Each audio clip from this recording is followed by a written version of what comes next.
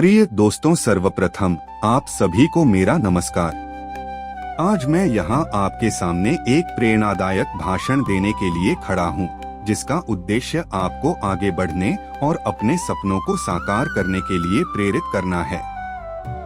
शिक्षा हमारे जीवन का एक महत्वपूर्ण हिस्सा है।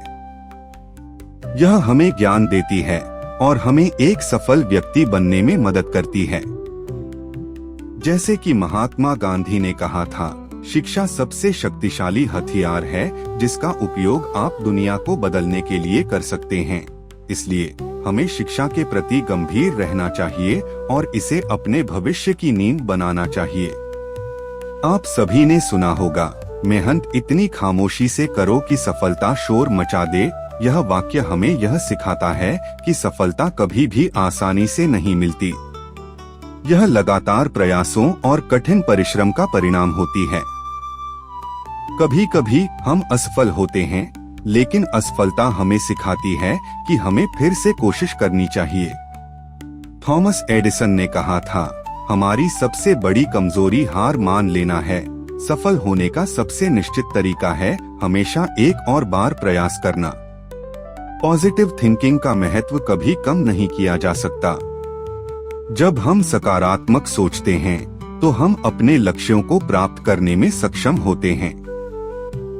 याद रखें, आप जो सोचते हैं वही बनते हैं। इसलिए अपने विचारों को सकारात्मक रखें और अपने सपनों की ओर बढ़े। सफलता की पहली कुंजी है मेहनत।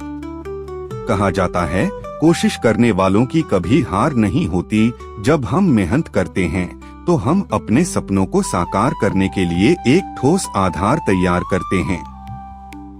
मेहनत का फल मीठा होता है और यह हमें आत्मविश्वास और संतोष प्रदान करता है। जीवन में चुनौतियां आना स्वाभाविक है, लेकिन याद रखें, बुरे दिन केवल एक दिन होते हैं, हमारी जिंदगी नहीं। जब हम कठिनाइयों का सामना करते हैं, तो हम मजबूत बनते हैं।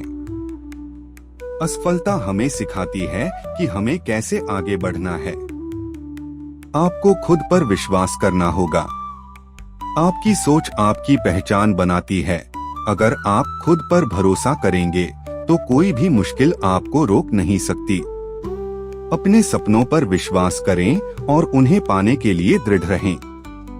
पॉजिटिव थिंकिंग का महत्व कभी कम नहीं किया जा सकता।